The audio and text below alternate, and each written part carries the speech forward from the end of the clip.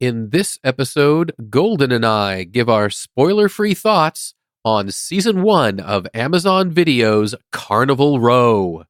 Full speed ahead.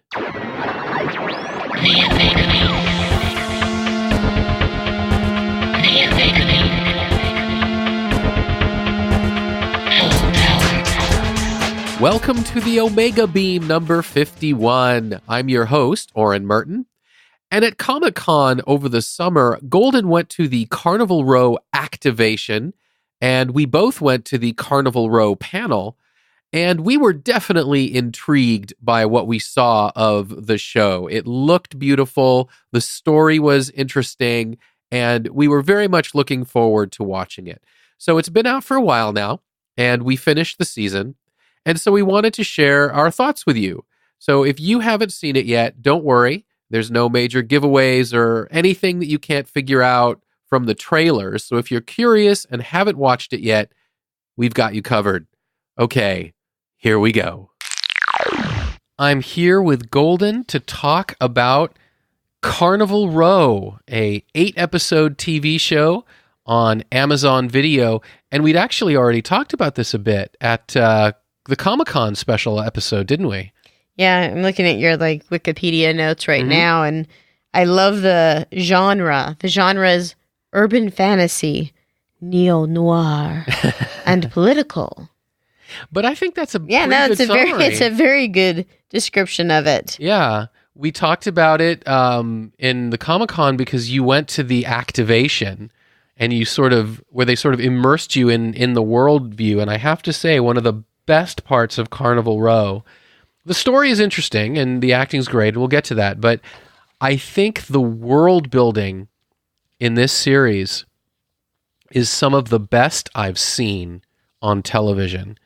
It's so rich. There's so many layers on it. You really get the feeling that this is a lived-in world where all of these different beings, critches as they call them, that's like slang for creatures, where they have their own religions and they have their own lifestyles and they have their own society and culture, and so do the human beings in their town of Berg, and everything seems very lived in and very, very complete, like you're really walking in the middle.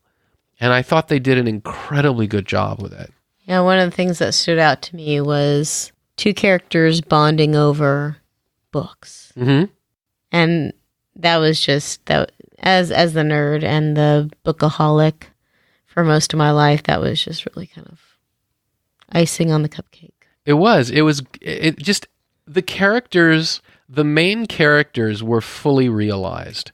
And I think a lot of credit has to go to the actors who were excellent, and the writers as well.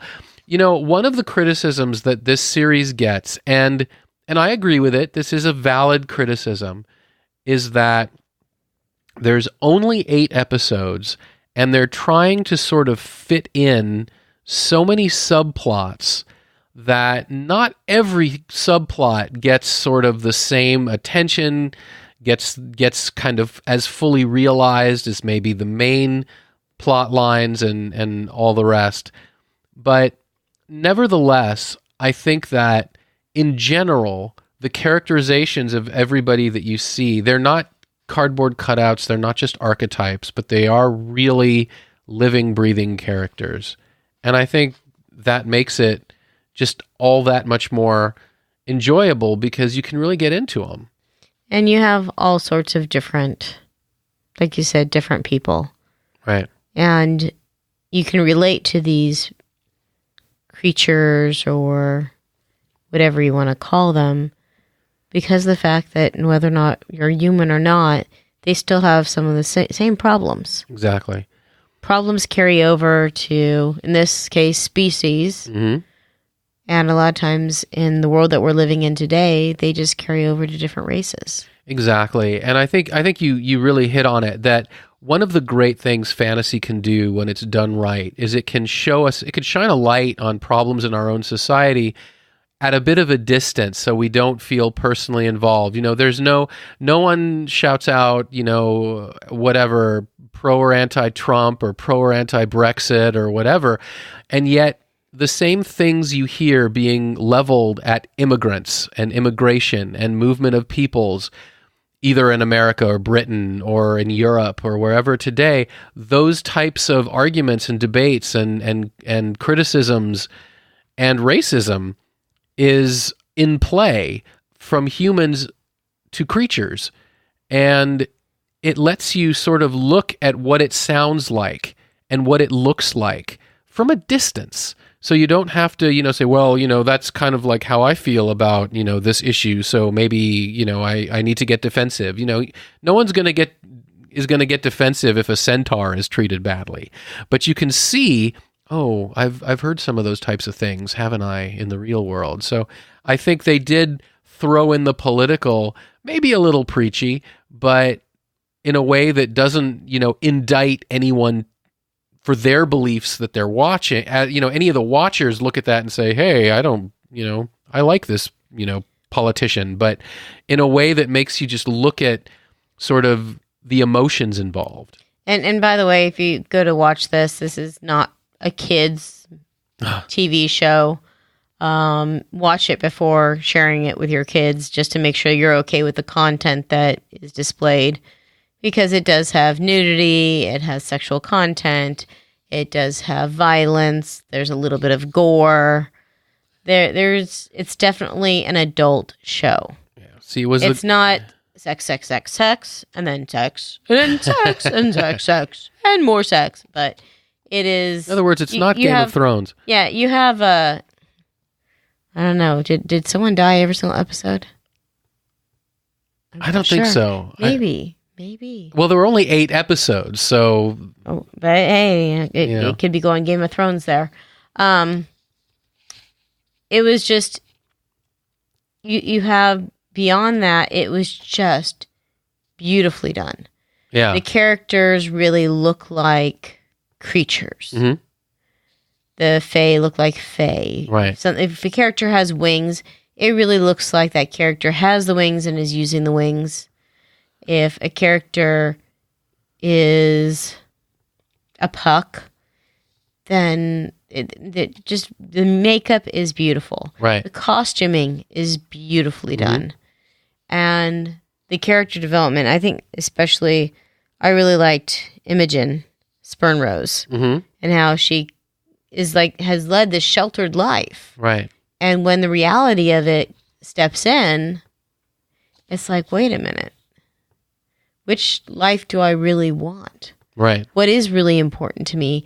And she gets to kind of come to her own realizations. I'm picking my words very carefully so as not to spoil anything. And I think that each of the main characters in their own way, kind of go through that. Yeah, and I think that what you were saying about how the characters, how the beings looked so well done, I think that also plays with the whole world building and everything else, in the sense that the characters with wings really moved like they had wings. Like instead of walking down the stairs, they might just sort of glide down from one floor to another. I mean, things that you don't necessarily think about that, oh yeah, that is what you would do, because why would you walk down the stairs if you don't have to? And the whole, if you are a mixed race, and you are forced to identify as one or the other. Right. What do you do? Yeah. And I think that was very interesting to see that play out as well. Sure. Yeah, you mentioned the sort of adult content. Personally, I have to say, the thing that got to me, as you know, I am not gore. Yeah, Oren doesn't do gore. So luckily, the intestines dripping out of the bodies. Yeah, luckily it was not a sort of thing where, fight scenes or whatever just got gory. I mean, that wasn't so much, but it was a lot of autopsies, bodies on the ground. As we said, they made it very realistic. Yeah. So but the good thing is that made it kind of easy for me to just sort of, pet the dogs for a moment and go, oh, okay, they're doing an autopsy of a murder victim. And he literally does mean pet the dogs. Yes, that's not a euphemism. That means we have dogs, and I would just pet them. I'm just going to stare at the dog that's sitting here on the couch next to me for a little bit. Yeah. Yeah. Don't you like to be pet? Okay, I'm going to pet you now. And then I let him know when it's okay to look back at the TV. Exactly. So it was renewed for a season 2. So this is a recurring series. And I'm looking forward. It's one of those things where since there's so few episodes, we can't really say much at all without it being spoilers. So we're trying to dance around the plot and all the rest. But they certainly left a lot of room for story in season 2. Well, that's for sure. You have from the preview that you have this relationship between the detective or the policeman and Vignette. Right. Philo and Vignette. You've already seen that she's already been through so much. Right. That, if anyone has PTSD, she definitely does. But Sure. Is she deal with it? How is she dealing? Imagine if you grew up in some place that was your treasured place and people just come in and take it. Yeah. And to them, it's just a display. Yep. So. And that does happen in the real world. Yeah. There's been lots of situations where I know that the great British museums, people from indigenous cultures will complain that, hey, that's ours. Here in the United States, Native American artifacts, sometimes tribes will say, hey, that's ours. And they're right. And it is. And they were not, Think about just elephants and their ivory tusks. Yeah, exactly. I mean, these are creatures that deserve more respect. And how are they treated? They're just killed for their tusks a lot. Exactly. So I think there's actually a Mike Resnick book called Ivory. Is it that tracks a set of tusks that are legendary. It's a pretty good book. There you go. Mike Resnick, everyone. So I think it's safe to say that we would give this one a definite watch as long as you are the right age for the content. And I think, if I remember correctly from Comic-Con, the guy that wrote it, right? They were talking about the fact that he wrote this decades ago. Yeah, it was like a college project, I think. And how it was still so relevant today, right, to what's going on in the world. Exactly. Which was really incredible. Yeah, and that is the thing. And I think that's one of the advantages that this has, because like I said, it doesn't try and indict any given politician or political movement. This is something that has been around as long as there's been immigration, as long as there's been different cultures. They've always clashed. And you have her friend, Vignette's friend. And when Vignette decides that she needs a different job, she says, okay, well, maybe I'll just work here with you in the brothel. Right. And her friend's like, that's not you. Right. It's just not you. Yeah, she says it a little bit differently, which is much more entertaining than what I'm saying. But we're keeping this clean. She still keeps it true to the fact that she knows her friend. She knows that this is not something that her friend would be happy with. Right. So. Excellent. Well, thank you, Golden. You're welcome. And that's it for this episode. You can find the show notes at theomegabeam.com/51. If you like this episode, please leave a review in the Apple Podcasts app or wherever you listen to podcasts. Reviews help people who might be interested find our podcast. If you have any comments or suggestions, please drop us a line at info@theomegabeam.com. Be good to yourselves and each other, and we'll catch you next time.